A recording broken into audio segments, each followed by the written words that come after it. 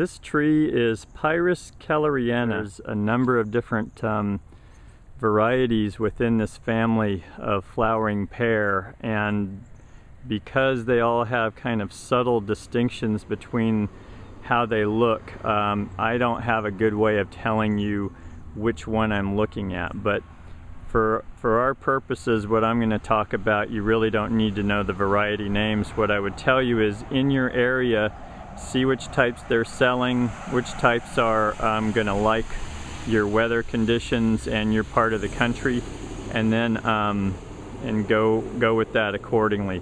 The thing about so what I love about this tree is I like the regularity in the habit of growth. If you see these three trees, they all look very similar in terms of stature, their shape, and so forth. They have a very predictable growth pattern, and they're also quick. I mean, one of the nice things as a designer is you get a large tree out of these in a fairly short amount of time. These tend to get, depending on the variety, 30 to 40 feet tall, and they'll reach that typically within 10 years. So you're going to have a very mature tree within 10 years.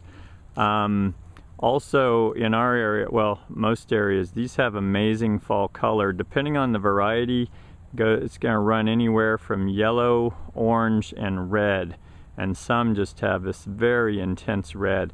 Also, the nice thing in our area, we don't have severe fall or winter cold, but we still get a very big show in terms of color out of these. So you don't need a big cold snap like you do some fall color trees to get a great coloration out of these in the fall. As you saw in the photograph at the beginning too, these have a beautiful white blossom in the spring, so that's another big bonus. You know, it's hard to find trees that have more than one characteristic that's attractive about them. So anytime you get two, so you get a great fall color, you get great spring show, and then the nice thing about these is they have a nice a dark green foliage color that's very clean. They have a regular habit of growth. This kind of just keeps adding up in the I like it column, and as a result I tend to use this tree a bit because it has all these different positive things going for it. These trees, spacing wise, what you're looking at right there looks like they're about 30 feet, 25 to 30 feet on center, and that's a nice look. I've seen these spaced a lot closer, but I wouldn't put them any closer than 15 feet. If you do 15, you're going to get head-to-head coverage, and you're going to get very dense shade underneath those trees as they mature.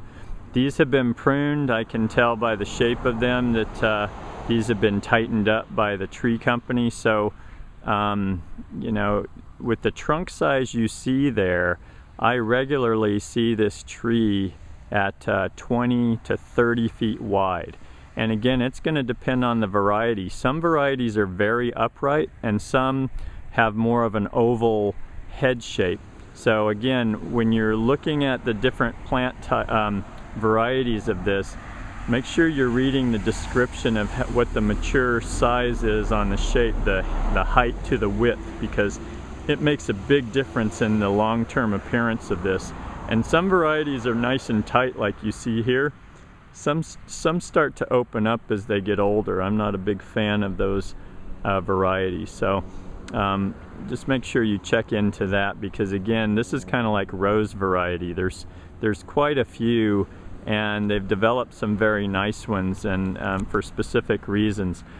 By the way, the downside to this tree, and this is a significant one, if you've got damp weather areas, this can get fire blight, and fire blight's pretty serious stuff. I mean, you can lose part or all of the tree in time because of that. And so keeping the tree happy and keeping the root system well drained and not having standing water around the roots seems to make a difference in that part of the equation.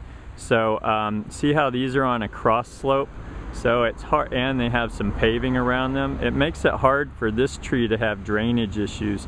But I have seen ones that are standing in low areas that get the fire blight, and I'll see if I can find some and put that on here in terms of what that looks like. Also, I've been told in harsh winter areas that you can lose branches to ice and wind on this tree. I haven't seen that in our area, but that's something to be aware of in areas with harsher winters. And I think that's about it. This is not a drought resistant tree. I think once it's established you can go low water on it, but it's going to look its best if it's getting some regular water. The root system isn't bad on this. I've got it next to a lawn. I get the occasional shallow root, but it's not bad at all. So I'd say the root system isn't something you need to be super worried about.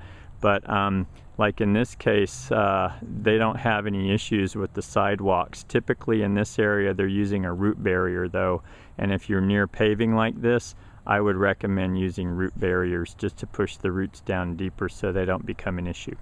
And that is Pyrus calleryana flowering pear. As I mentioned earlier, there's a concern with flowering pear or ornamental pear, and I spoke to an arborist about this, and what he's saying is in this picture you see here, there's a couple of things this can be. There is fire blight, there is a bacteria called blast, which tends to be selective on different limbs of the tree, and then there is root rot, and there can even be oak root rot. So keeping the tree well drained, especially around the crown, is critical, and then just keeping general health for the tree. But as I mentioned earlier, he was saying it's very critical to make sure that these are well drained and they're not planted too deeply. So keep that in mind when selecting this plant.